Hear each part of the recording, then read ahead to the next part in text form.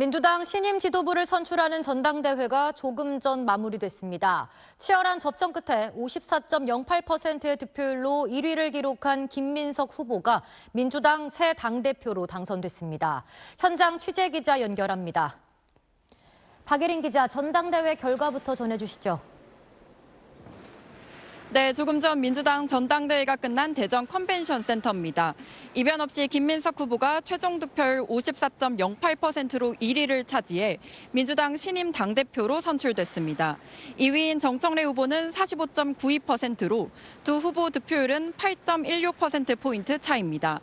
어제까지 진행된 지역별 순회 경선 권리당원 투표 결과에 오늘 대의원 투표 결과와 국민 여론조사가 합산됐는데 1차 집계에서 김 후보가 과반을 득표하지 못하면서 어제 전당대회부터 도입된 선호 투표제에 따라서 3위인 송영길 후보 지지자의 2순위 선택을 앞산해 최종 승자를 가렸습니다. 김민석 신임 당대표는 수락연설에서 낙오와 차별, 소외 없이 이재명 정부 성공을 위해 당원들과 함께 뛰겠다고 강조했습니다. 들어보겠습니다. 당청 관계, 국정의 중심인 대통령과 정부를 지원하는 전면 협력의 창조적 수평 관계가 될 것입니다. 성공을 위해 토론하고, 직언하고, 방패가 되고. 전당대회 과정에서 친명계와 친청계 사이 신천지 의혹 등으로 갈등이 고조됐던 만큼 어떻게 이를 봉합하고 당을 통합할지가 김 대표 앞에 놓인 첫 번째 과제로 보입니다. 최고위원도 오늘 선출됐죠? 네, 5명을 뽑는 최고위원 경선 결과 1위부터 5위까지 최민희, 박선원, 서미화, 이성윤, 한민수 후보가 차지했습니다. 친청계 최고위원이 최민희, 이성윤, 한민수 후보로 3명, 친명계 최고위원은 박선원, 서미화 후보로 2명입니다. 친명계 인미의 김영호 후보가 같은 친명계 김용 후보 지지를 선언하면서 어제 서울 경기 순회 경선 직후 사퇴했지만 김용 후보는 6위로 고배를 들었습니다. 지금까지 대전 컨벤션 센터에서 전해드렸습니다. 정치부 김관진 기자와 함께 민주당 전당대회 결과에 대해 좀 더 자세히 짚어보겠습니다. 김 기자, 먼저 김민석 신임 당대표가 승리한 이후 어떻게 분석하십니까? 네, 민주당 전당대회 분수령은 역시 그제 호남 경선이었습니다. 그전까지 득표율이 1%포인트 차이로 초접전이었는데 호남에서 김민석 후보가 과반을 차지하면서 격차를 14%포인트 넘게 벌리며 승기를 거머쥐었습니다.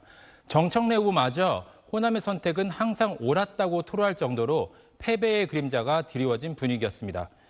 민주당의 본산으로 불리는 호남의 당원들은 이재명 정부가 출범한 지 1년 2개월밖에 안 지났다는 점 등에서 정 후보의 개혁 당대표론보단 김 후보의 명청대전 종식론이나 당청 관계 안정론에 표를 몰아줬다는 분석이 나옵니다. 네. 다만 호남 외엔 정 후보가 선전했고 친청계 3명이 최고위원이 되면서 최고위 멤버 9명 가운데 3명을 차지해 김민석 대표를 견제하는 친청계 영향력은 이어질 거란 관측도 나옵니다.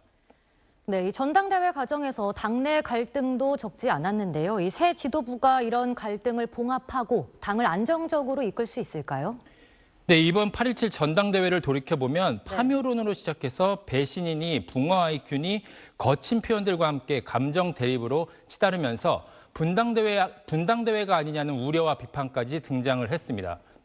하지만 정 후보가 자신이야말로 친명이라고 자임하고 내 사전에 탈당은 없다고 공언하는 점 등에서 전당대회 후유증으로 분열상이 확산할 가능성은 일단은 커 보이진 않습니다. 네. 문제는 노선 갈등입니다. 김 후보는 이재명 대통령의 구조적 다수론처럼 중도와 일부 보수층으로도 지지 기반을 넓혀가는 이른바 뉴 이재명 외연 확장에 무게를 둬왔습니다. 반면 정 후보는 조국 혁신당과 합당을 비롯해서 개혁 진보 세력의 결집과 통합을 외쳐왔는데요. 이번 전대에서 이런 노선 차이가 새 대결을 벌인 건데 어느 쪽도 확연한 우위는 아니라는 게 드러난 셈이라서 2028년 총선이 가까워질수록 내재한 갈등이 분출할 가능성도 점쳐집니다. 네, 그럼 앞으로 부동산 정책이나 검찰 보안 수사권 등 이런 정책 기조에도 변화가 있을까요?